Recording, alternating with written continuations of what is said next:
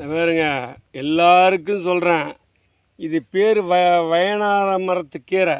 வயனார மரம், வாய்தனார மரம்னு சொல்லுவாங்க. இது டவுனில் இருக்கிறவங்களுக்கு இது என்னன்னு தெரியாது, கிராமத்தில் இருக்கிறவங்களுக்கு தெரியும். வயனார மரத்து தவை கீரைன்னு சொல்லுது.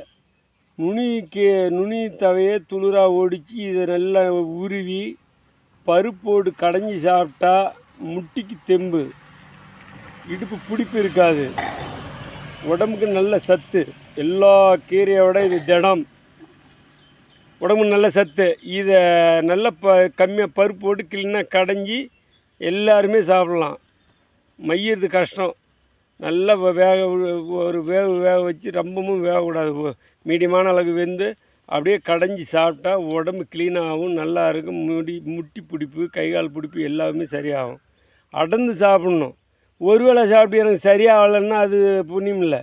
இது அடர்ந்து சாப்பிட்டா உடம்புக்கு நல்ல ரத்தம் ஊறும், சத்து. நன்றி, வணக்கம்.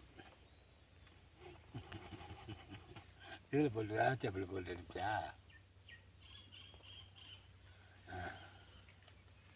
ஏம்மா வேளாண்